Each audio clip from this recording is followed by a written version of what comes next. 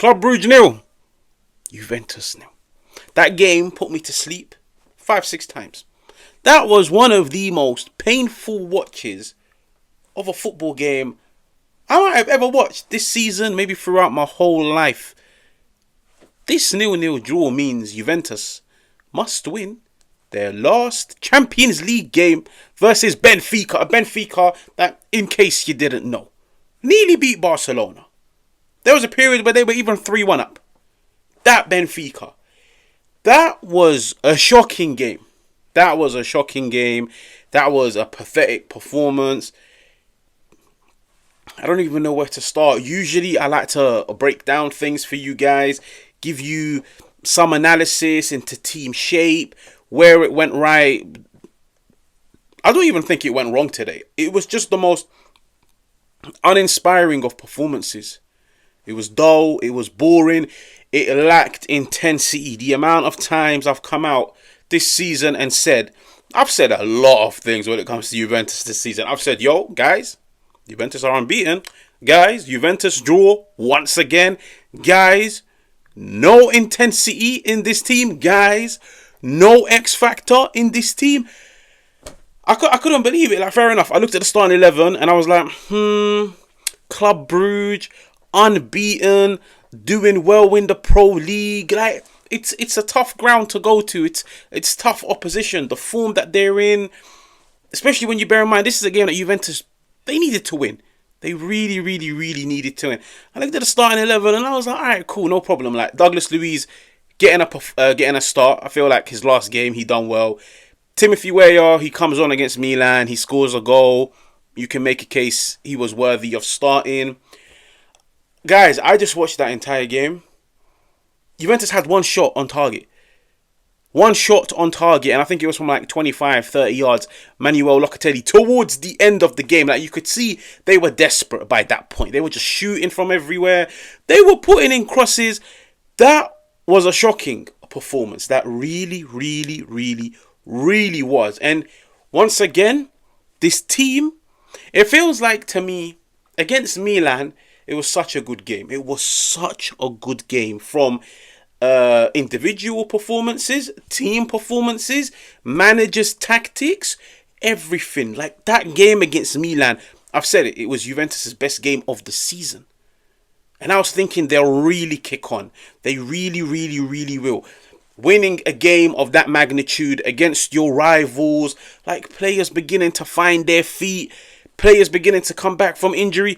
That was a shocking game. That was a performance of a team that looked uninterested. A performance of a team that lacked any aspirations, that lacked any motivation. A team that lacked any idea. And to be honest with you guys, that is a piece of criticism that I've seen dished out over Thiago Motta throughout the season, where sometimes his teams, they look like they lack ideas. They lack a plan. They don't know what's required of them. Especially when you bear in mind, this was a game where Juventus dominated the ball. We're talking about 55, 60%. Did they dominate it in the right areas like they did it against Milan? No. They struggled to get the ball into the final third. And I'll be honest with you guys, I look at Milan and I look at Juventus and I'm like, there's only really one elite ball progressor in this team. Only one. And when you rely on one individual to get the ball into the final third, you're limiting yourself. For me, it's Locatelli. Locatelli, every time he receives the ball, he wants to ping it forwards. Locatelli, in my opinion, he had a decent game. He was the only one. But when it's only Locatelli that can progress the ball forward, you're limiting yourself. Douglas Luiz, he had a decent game, but he wasn't the most progressive. Douglas Luiz, there were a lot of backwards and sideways passes. The back four, I think combined, that whole back four got the ball into the opposition half, I think just under 20 times, if I remember correctly. Cambiasso, I don't know. I really don't know. Like, fair enough, he's had injuries. He's been in and out of the team. Maybe his head isn't there anymore. Like, all of the speculations of leaving. There are reports that he doesn't really see eye to eye with the management and the board. But Cambiasso does not look like the Cambiasso that I was seeing at the beginning of the season. Gatti, Kalulu, they're not the most progressive. Savona, I've said it many times, not the biggest of fans. There's not much ball progression. In the final third, it's very dull. One shot on target, guys. Against Club Brugge, a team that's unbeaten, but I'll just put it out there. Personally, I think they're shit. Like, listen, with all due respect to the Pro League, to the Belgian League, I just watched that Club Brugge team, and I don't think they're good in the slightest. I think they don't press. On the ball, they're not the most penetrative. Their attacking players are not the best. You can even make a case they probably had one of the best opportunities. Coupe Miners had Juventus' best opportunity. A header from 5 yards, heads it wide. Coupe Miners, look, I get it. I've seen this happen across the world, where sometimes when a club makes a marquee signing and he doesn't live up to it, he doesn't live up to expectations, you have one of the two options. Either you take them out of the firing line and you put them on the bench. And don't get me wrong, if you were to do that, you're going to come under a lot of criticism.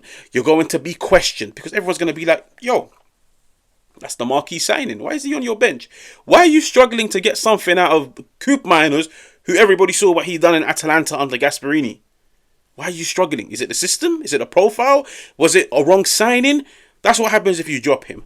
What some managers do, especially when it's their marquee signing, they will try and force the player into form. How do they do that? They stick by him through every bad game. They just keep starting him game after game after game after game, just in hope that they finally begin to find their feet, in hope of them performing. I've said this before.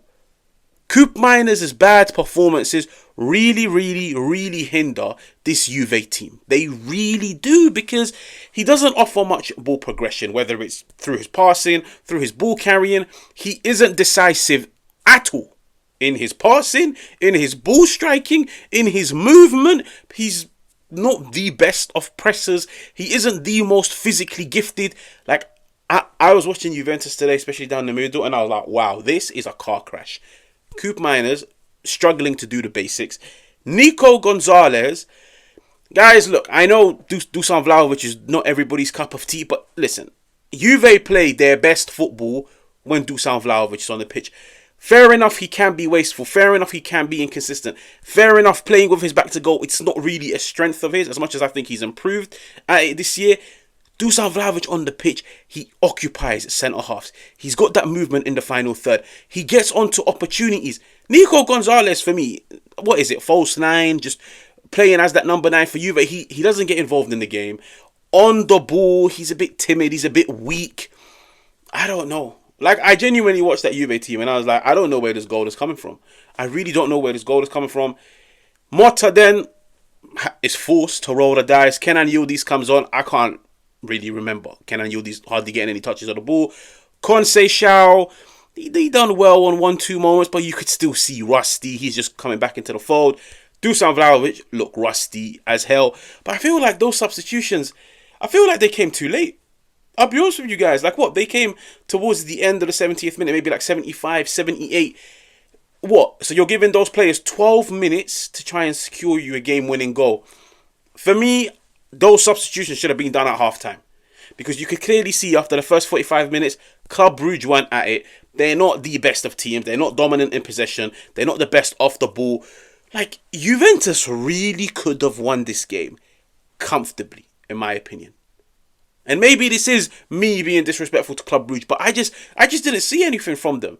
And I didn't learn anything about Club Brugge. If anything, I just learned more about Juve, which is there is no intensity to their build-up. There really isn't. Like, the longer you take on the ball, the more the gaps get smaller. This is a known fact in football. That's why they always say pass and go. Pass and go. 1-2 touch football. Keep the ball moving quick. Listen, no football player can travel faster than the ball. Move the ball quick.